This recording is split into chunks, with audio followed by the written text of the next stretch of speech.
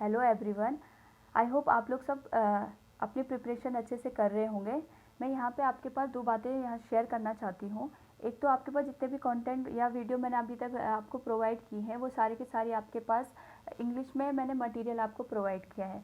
तो मैं चाहती हूँ अगर आप लोग मुझसे चाहते हैं कि मैं हिंदी में भी अपना कंटेंट प्रोवाइड करवाऊँ तो प्लीज़ आप कमेंट बॉक्स में मुझे मेंशन कीजिएगा। साथ ही में अगर आप चाहते हैं कि मैं यहाँ पे जितने भी आपके पास वीडियो मैंने बनाई हैं इसमें साइंस के अलावा अगर आप चाहते हैं मैं उत्तराखंड के बारे में या आपके पास ज्योग्राफी हिस्ट्री से रिलेटेड अगर मैं वीडियो डालना चाहूँ तो अगर आप मुझे प्लीज़ कमेंट बॉक्स में मेंशन कीजिएगा, क्योंकि अभी आपके पास यूके ट्रिपल एस का भी आपके पास पेपर लगा हुआ है, ठीक है। और आपके पास क्या है, अगर आप चाहते हैं कि जो आपके पास मैथ्स की ट्रिक्स होती हैं जिस भी टॉपिक से रिलेटेड आप मुझसे वीडियो की डिमांड करेंगे मैं उससे रिलेटेड आपके सामने टॉपिक लेके हुए आऊँगी, ठीक है। तो स्टार्ट करते ही आपके पास लास्ट वीडियो रहेगी सेल के ऊपर। तो मैंने आपको क्या बताया कि लास्ट क्लास में जैसे आपके पास हमने डिस्कस किया था, आज हम उससे आगे थोड़ा बढ़ेंगे। यहाँ पे हम आज सेल ऑर्गेनेल के बारे में अपना पूरा टॉपिक क्या कर देंगे, कवर कर लेंगे। तो ये आपके पास सेल है, एनिमल सेल या प्लांट सेल, ठीक है। तो आपके पास दो टाइप की सेल दे रखी है, एनिमल सेल और प्लांट सेल। इसी में मैं आपके पास आगे बढ़ते हुए बताती हूँ। आज हम पढ़ेंगे किसके बारे में, सेल ऑर्गेनेल के बारे में। मैंने आपको साइटोप्लाज्म के बारे में बताया था। तो साइटोप्लाज्म आपके पास क्या होता है, एक तरीके से सेल और लिक्विड, मतलब सेल के अंदर का जो लिक्विड होता है उसमें आपके पास बहुत सारे ऑर्गेनेल क्या करते हैं, एग्जिस्ट करते हैं, जो क्या करते हैं डिफरेंट टाइप से आपकी क्या करते हैं, अलग अलग एक्टिविटी में पार्टिसिपेट करते हैं, ठीक है।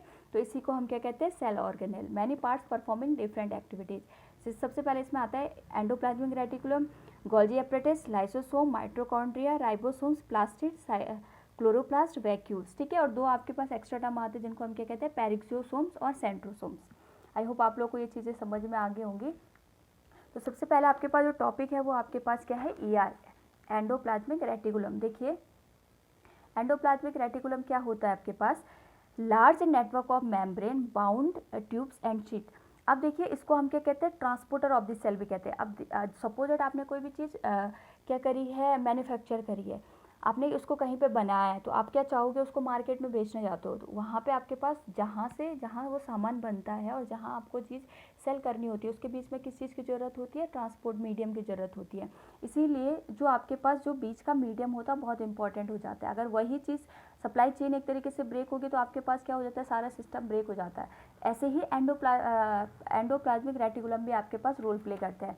आप देखिए यहाँ पे ध्यान से, आपको ये सेल का स्ट्रक्चर नज़र आ रहा है, ये आपके पास न्यूक्लियस होता है। इसके सराउंडिंग में जहाँ पे मैंने ये रेड डॉट बनाए हैं, अब देखिए यहाँ पे आपको ये कुछ स्ट्रक्चर नज़र आ रहा है, इस तरीके से ट्यूब लाइक स्ट्रक्चर, इसी को हम क्या कहते हैं, एंडोप्लाज्मिक रेटिकुलम कहते हैं, ठीक है। तो ये एंडोप्लाज्मिक रेटिकुलम किससे बना होता है, मेम्ब्रेन का बना होता है। और क्या होती है इसमें, ट्यूब एंड शीट्स होती हैं। यही क्या करती है, जो भी आपका न्यूक्लियस क्या करता है, प्रोटीन बनाता है, उसको ट्रांसपोर्ट करने का काम करता है डिफरेंट पार्ट में, जहाँ ज़रूरत होगी प्रोटीन की वहाँ भेजने का काम कौन करता है, आपके पास एंडोप्लाज्मिक रेटिकुलम।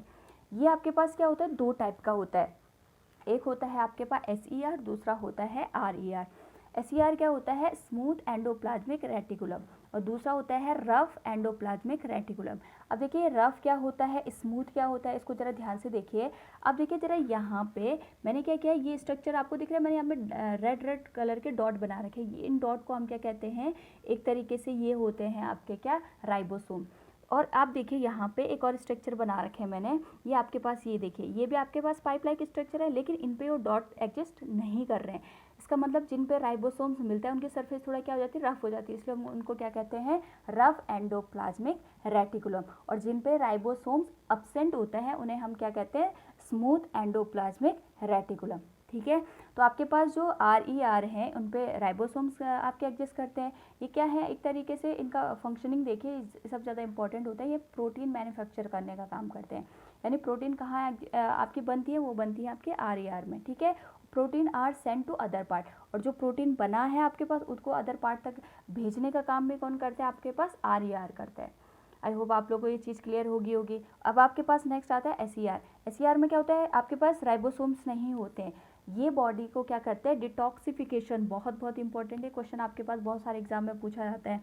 इसको हम क्या कहते हैं, डिटॉक्सिफिकेशन की प्रोसेस कहते हैं। अच्छा, डिटॉक्सिफिकेशन का मतलब होता है जब आप बॉडी में क्या करते हो, एक तरीके से क्लींजिंग का काम करते हो। अच्छा, इसको ऐसे समझिए, जैसे आपने अल्कोहल लिया, ठीक है। आपने देखा होगा कभी कभी अगर जो पर्सन ज़्यादा आपके पास अल्कोहल वगैरह ले लेता है उसको हैंगओवर हो जाता है। आप कहते हो ना कि उसमें क्या हो जाता है आपके पास, अगर जो फर्स्ट टाइम करता है या फिर आपके पास क्या हो जाता है उसकी बॉडी में ज़्यादा अल्कोहल का अमाउंट हो जाता है तो वॉमिटिंग हो जाती है, ठीक है। तो वो वॉमिटिंग आपके पास क्यों होती है, वहाँ पे आपकी बॉडी उस अल्कोहल के को क्या नहीं कर पा रही है, कंज्यूम नहीं कर पा रही है, उसको अच्छे से यूज नहीं कर पा रही है, इसलिए वो आपकी बॉडी को क्या करेगा, हार्म करेगा। तो बॉडी अपने आप को क्या करती है, प्रोटेक्ट करने का काम करती है। उसके लिए वो क्या करती है, उसके लिए उस अल्कोहल का बॉडी से बाहर आना क्या होता है, बहुत ही ज़रूरी होता है। इसीलिए आपकी बॉडी क्या करती है, खुद से ही वो प्रोसेसिंग करती है और अल्कोहल को बाहर किसकी फॉर्म में भेज देती है, आपके पास एक तरीके से डिटॉक्सिफिकेशन, वॉमिट की फॉर्म में आपके पास क्या हो जाता है, वो अल्कोहल बाहर आ जाता है। इसी प्रोसेस को हम क्या कहते हैं, डिटॉक्सिफिकेशन, ठीक है।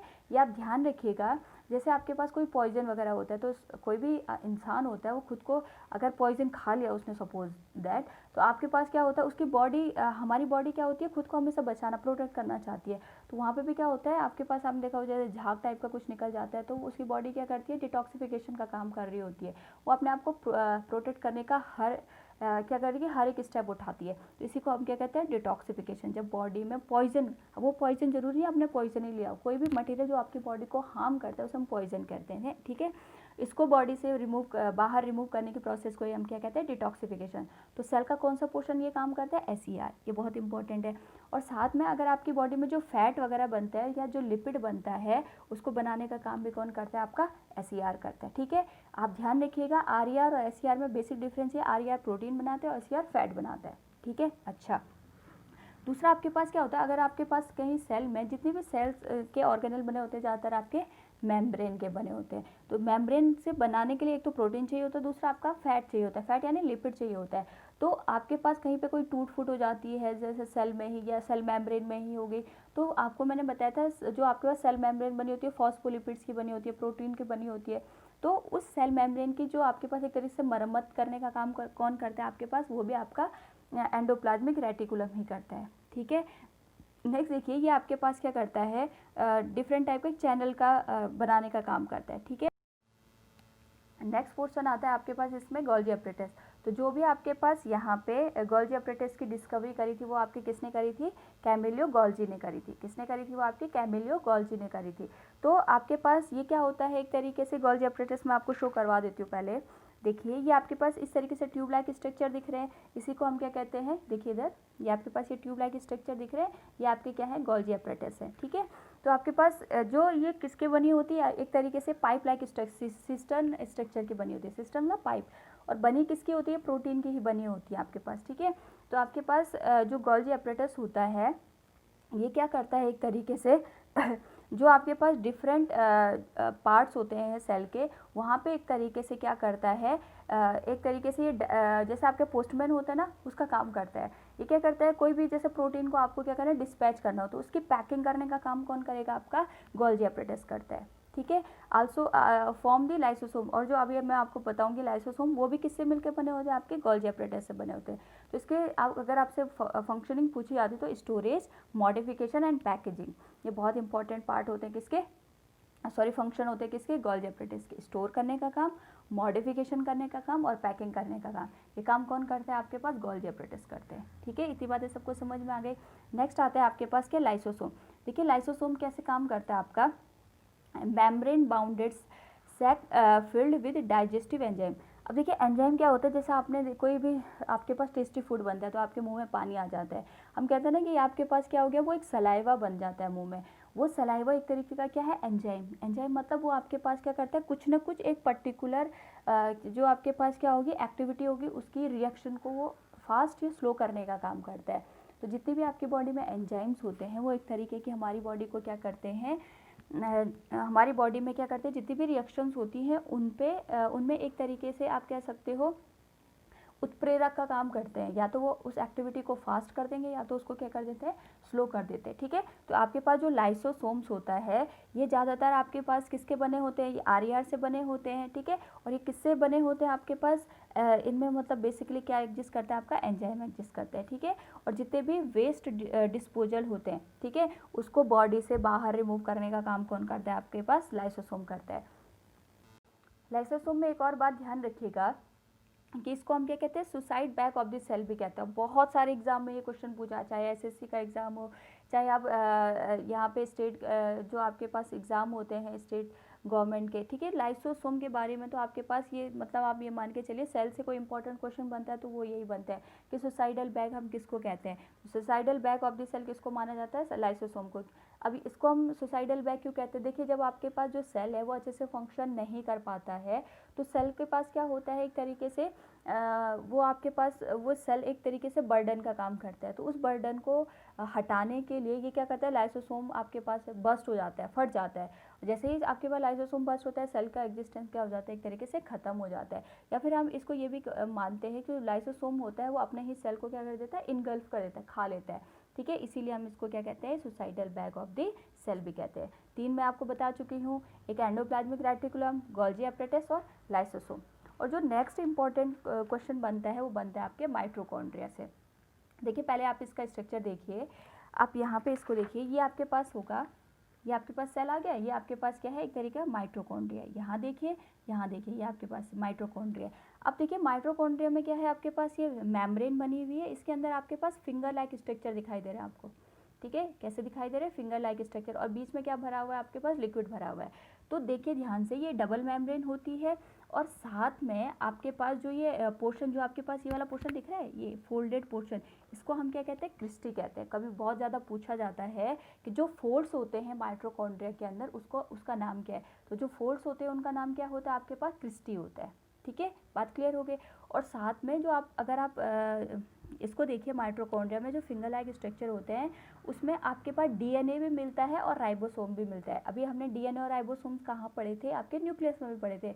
अभी एक और आपके पास ऑर्गेनेल आएगा जहाँ पे ये दोनों चीज़ें मिलती है। तो ये क्वेश्चन बहुत ज़्यादा पूछा जाता है कि आपके पास न्यूक्लियस को छोड़ के 2 ऑर्गेनल और कौन से ऐसे हैं जिनमें आपके पास क्या मिलता है, अपना डीएनए भी होता है और अपना राइबोसोम भी मिलता है। तो ये ध्यान रखिए, पहला तो मैंने आपको बता दिया माइटोकॉन्ड्रिया, दूसरा हम अभी डिस्कस करेंगे थोड़ी देर में। तो मैंने क्या बताया, आपके पास डीएनए और राइबोसोम्स आपके पास माइटोकॉन्ड्रिया के अंदर भी मिलते हैं। अब इससे ना कुछ साइंटिस्ट ऐसे हैं जिन्होंने ये थ्योरी निकाली है कि जो माइटोकॉन्ड्रिया है पहले ये सेल के अंदर नहीं मिलता था, इसका अपना इंडिपेंडेंट एग्जिस्टेंस था, ठीक है। यानी ये सेल के बाहर अपने मज़े से रहता था।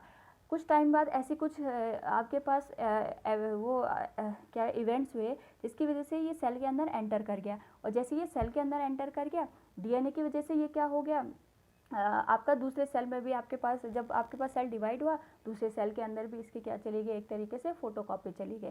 तो इस तरीके से तब से आपका माइटोकॉन्ड्रिया क्या बन गया, सेल का एक परमानेंट पार्ट बन गया।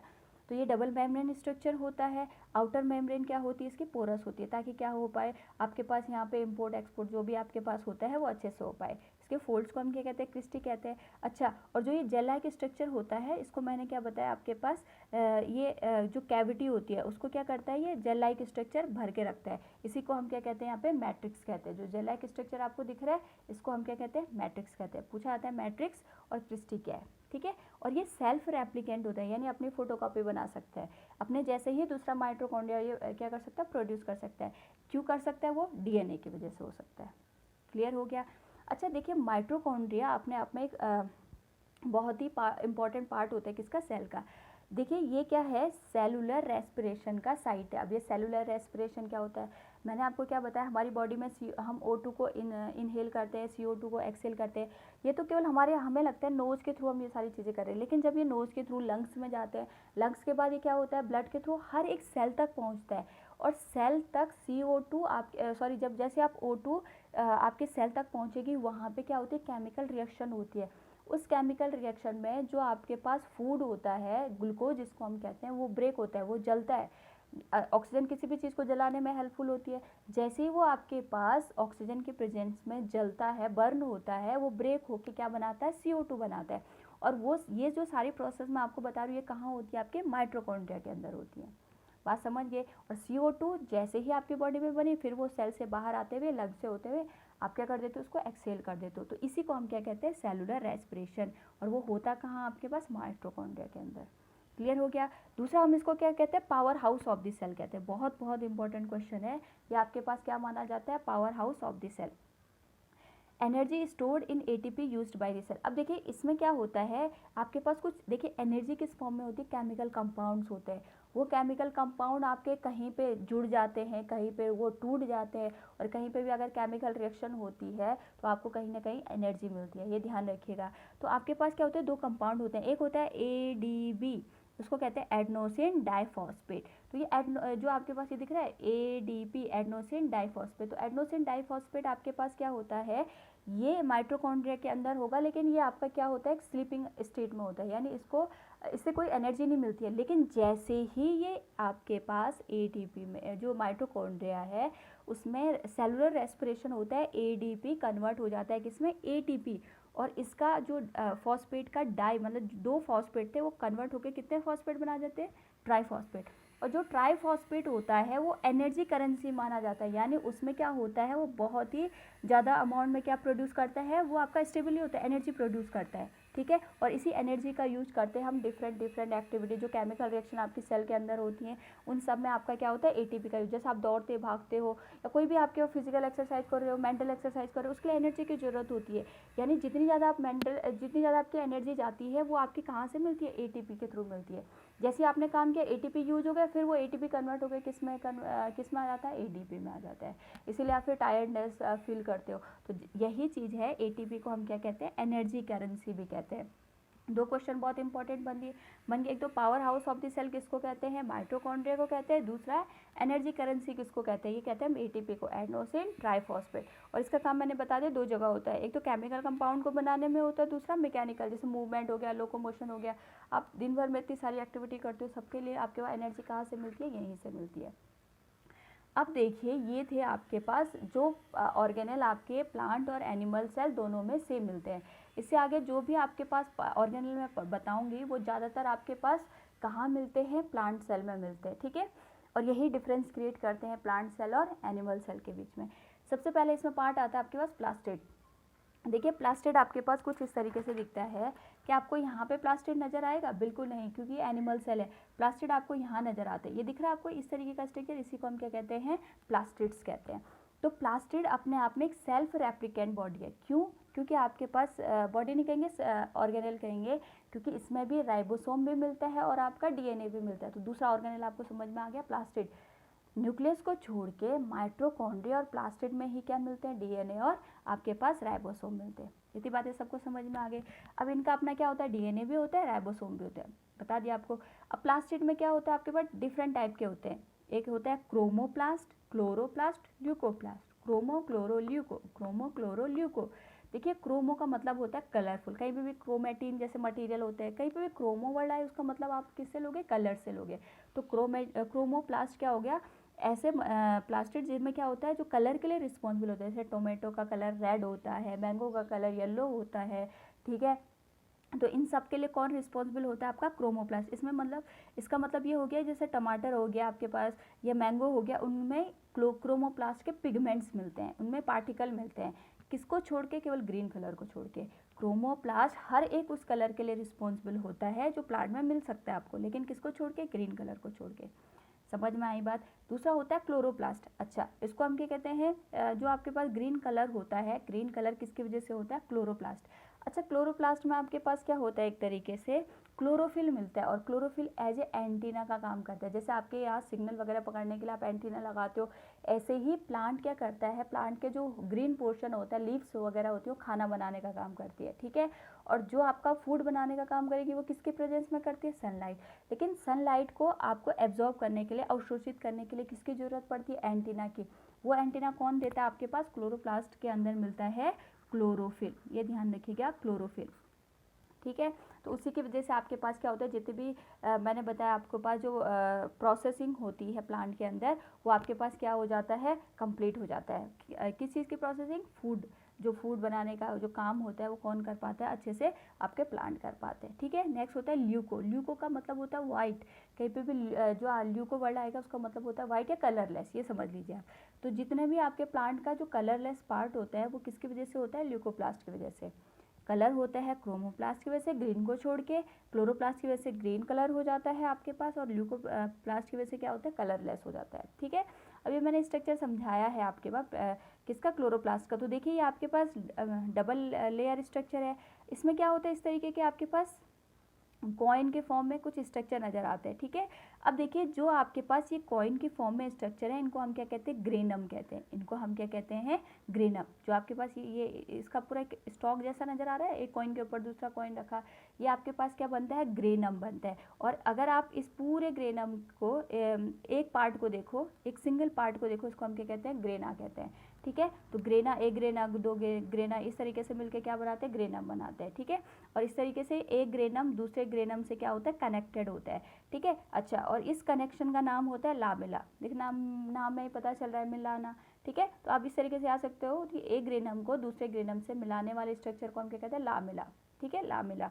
और यहाँ पे जो खाली पोर्शन होता है वो लिक्विड स्ट्रक्चर का बना होता है, इसको हम क्या कहते हैं, स्ट्रोमा। माइटोकॉन्ड्रिया में उसे कहते हैं मैट्रिक्स, और इसमें क्या कहते हैं, स्ट्रोमा। ठीक है, और ये आपके पास बस इतने पार्ट याद रखना, ग्रेनम, स्ट्रोमा और लामेला। लामेला क्या करता है, दो ग्रेनम को मिलाने का काम करता है। स्ट्रोमा क्या होता है, उसका लिक्विड स्ट्रक्चर होता है।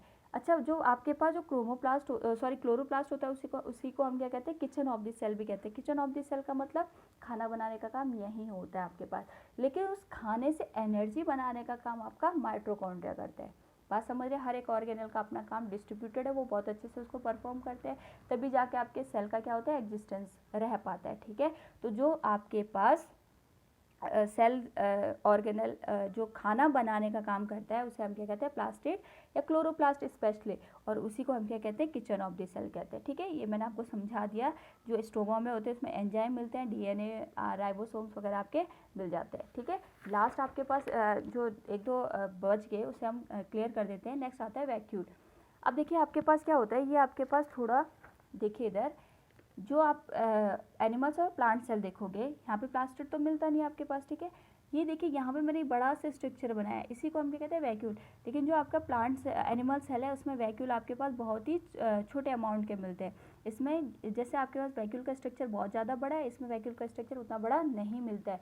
इसी को हम क्या कहते हैं, यहाँ पे देखिए वैक्यूल का मेम्ब्रेन क्या होता है, बाउंडेड स्पेसेस होते हैं। ठीक है, इसमें जो आपके पास बहुत बड़ा स्ट्रक्चर होता है, जो 80 to 90% जो कवर किया होता है प्लांट सेल में, वो किसने किया होता है, वैक्यूल। एक तरीके का सैक होता है, सैक समझते हैं आप, एक तरीके का क्या होता है, बोरा टाइप का, जैसे आपके पास घरों में जैसे बैग वगैरह होते हैं ना, उसमें, और बैग में हम क्या कर सकते हैं, किसी भी चीज़ को स्टोर कर सकते हैं। सेम वही काम भी होता है आपके पास वैक्यूल का होता है, क्योंकि जो प्लांट होता है, प्लांट में क्या होता है, पानी हो गया आपके पास, उसको स्टोर करने के लिए कोई कुछ ना कुछ आपको क्या चाहिए, स्पेस चाहिए, तो वैक्यूल वो आपके पास स्पेस प्रोवाइड कर लेता है। तो स्टोरेज का काम करता है, किस चीज़ को स्टोरेज करने का काम करता है, वाटर को, ग्लाइकोजन को, जो खाना एक्स्ट्रा बच गया, ठीक है, और प्रोटीन वगैरह को स्टोर करने का काम करता है। ठीक है, ये क्या करता है, maintain osmotic pressure in the cell.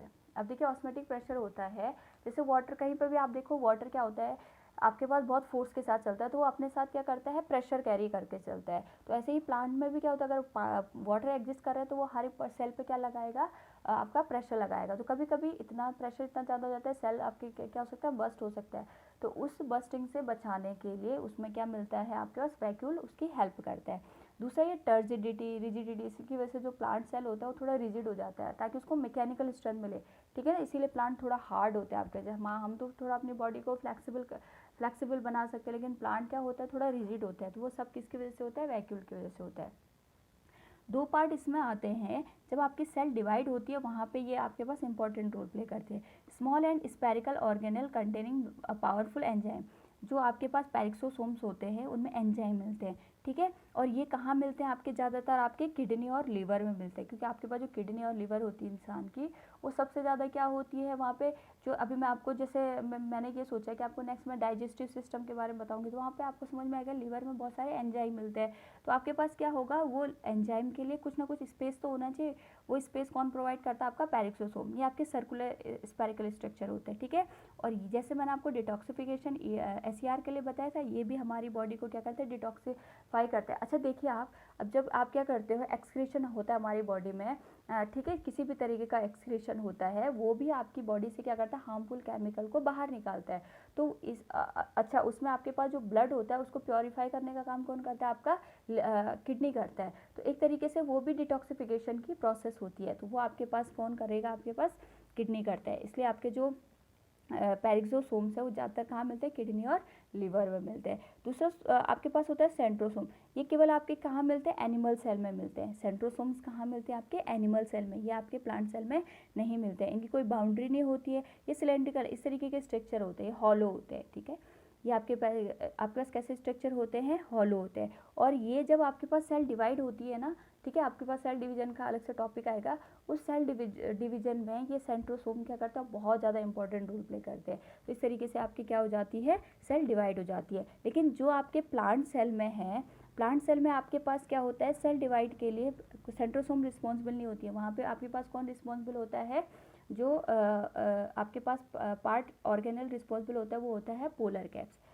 Animal में सेंट्रोसोम और प्लांट में कौन होता है? Polar caps. इसी की हेल्प से आपकी क्या होती है? सेल डिवाइड होती है। तो यहाँ पे मैंने आपको सारा सेल के बारे में जितना डीप में बता सकती थी मैंने आपको बताया। तो आपके पास जो भी रिकमेंडेशन होती है प्लीज़ आप कमेंट बॉक्स में पूछ सकते हैं, ठीक है। तो जितना भी मुझसे हो पाएगा, जितने भी आपके वीडियोज़ में आपको दे पाऊँगी वो मैक्सिमम से मैक्सिमम मैं प्रोवाइड कर लूँगी। तब तक अपना ध्यान रखिए। Thank you.